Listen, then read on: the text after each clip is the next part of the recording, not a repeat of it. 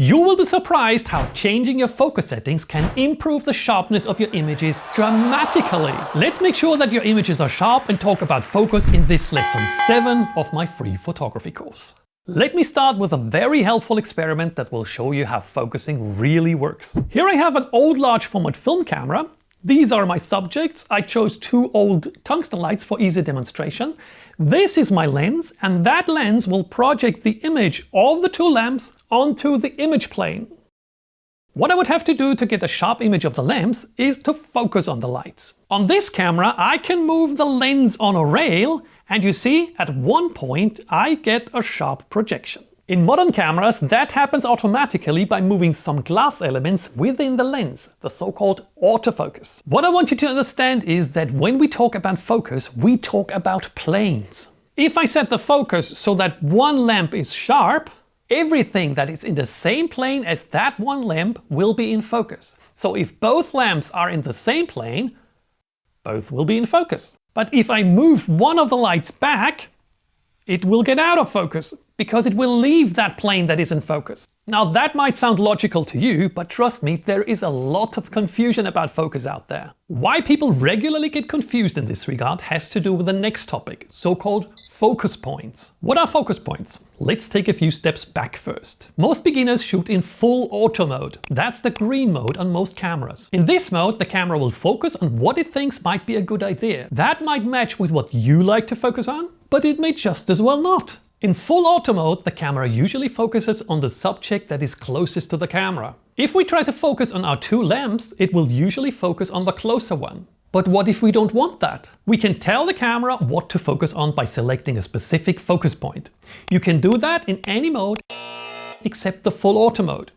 On this beginner camera, I can press this button here. And then using these buttons, I can choose from 9 different focus points that are more or less arranged around the center of the frame. None of them is really placed over the second light, so I have to slightly change my composition to be able to focus on that. Now I can half press the shutter and the camera will focus on that light. In more advanced cameras, you have more focus points to choose from than in this entry-level camera. The selection does not look like this, but like that instead. The points are still scattered around the center area though, so you cannot select one that would let you focus on something that is close to the edge of the frame.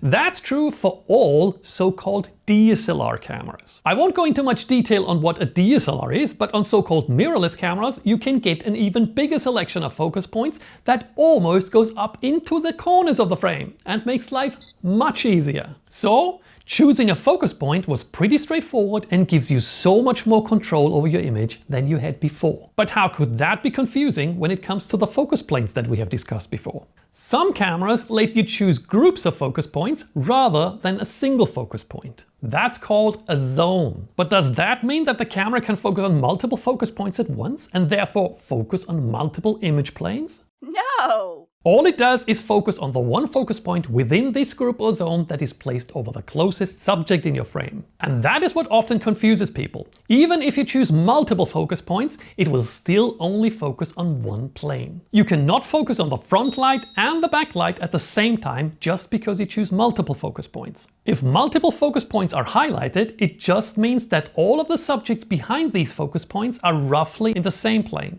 So if we bring the 2 lights into the same plane again, you can see that more focus points are highlighted, telling you that both subjects are in focus now. Now, I know we are right in the middle of our focus lesson, but this is where we need to digress a bit. I just told you that if you bring subjects into the same plane, they will all be sharp. And that's why we need to talk about aperture again. By now, you have engraved into your brain that the bigger the f number you set, the bigger the depth of focus you get. So for example, for a group shot, I told you that you need a bigger f number to have all faces in focus. But what if you brought all the faces into one plane? Then you can obviously choose a smaller f number and still have all the faces in focus. Why would you do that? I personally love blurred backgrounds because it gives my images a bit of a 3D effect as it separates my subjects from the background. To do that, I need to set a low f number. I totally love that, and I often shoot big groups of people with a wide open aperture. Surely, sometimes the one or the other face isn't perfectly sharp when I zoom in on my big computer screen. But there is a phenomenon that I call perceived sharpness. If the background is blurred, the person in front looks sharper than if the background is sharp. So sometimes a person that isn't all that sharp appears sharper when you look at the complete image. I very much prefer that shallow depth look over images that have all people perfectly sharp but lack that perceived sharpness that the background blur creates. I feel for the latter I don't need a dedicated camera, I could easily use a smartphone for that. Which one you prefer depends on your personal preference, but I feel you need to know and understand that because nobody else out there seems to care about explaining that.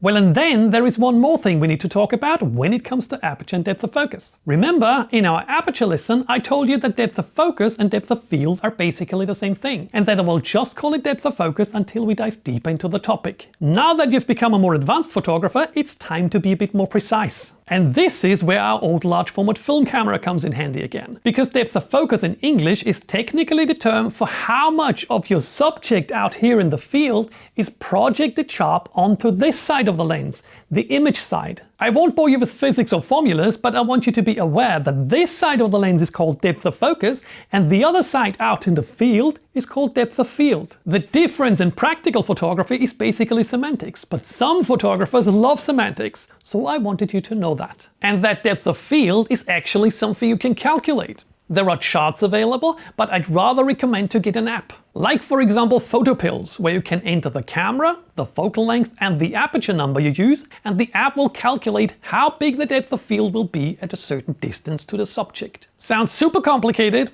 but it is not. And I personally only use it out of interest and never for practical photography. Reason being is that it doesn't take into account the before mentioned perceived sharpness. And with my love for background blur, I really very often shoot lenses wide open. Okay, so much for our excursion into the world of aperture. What do you take with you from that? Bring your subjects roughly into the same plane to have them acceptably sharp despite using a very low f number. But from depth of focus we will get back to actual focus, or better said, the camera's ability to focus. Particularly newer cameras have even more options to target your subject. Most mirrorless cameras are able to detect faces and/or eyes and focus on them.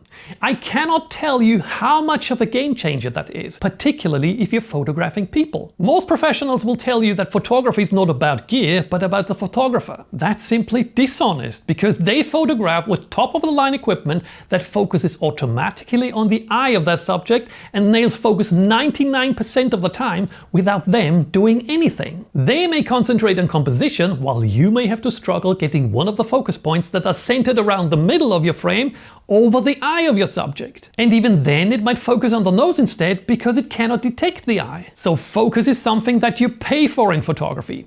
Don't feel subpar because you have out of focus shots. It might not be your fault. More advanced cameras will get you better results with less effort. How do you make use of face or eye detection? You usually have to enable that in your camera's menu. And if you have only one person in the frame, the camera will automatically pick the face or eye of the subject even if you don't choose a specific focus point. If you want to be on the safe side, you can limit the area within which the camera is supposed to find the face by choosing a zone. I often use zones, but if there are several faces in a scene, like for example in a wedding, you want to still choose a smaller area to make sure that the camera is not focusing on the people in the background, which can happen, but rather on the bride. Even more advanced cameras will let you register faces, so that the camera will find the bride among all the people.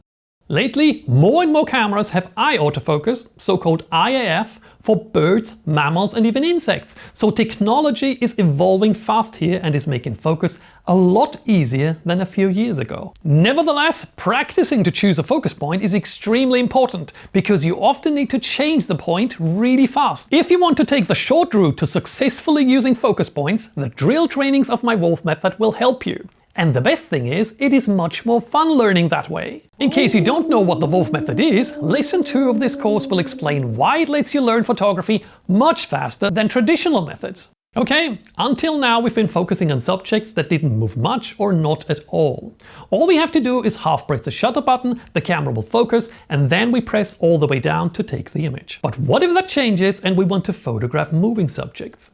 Let me give you a break and discuss that in the next video.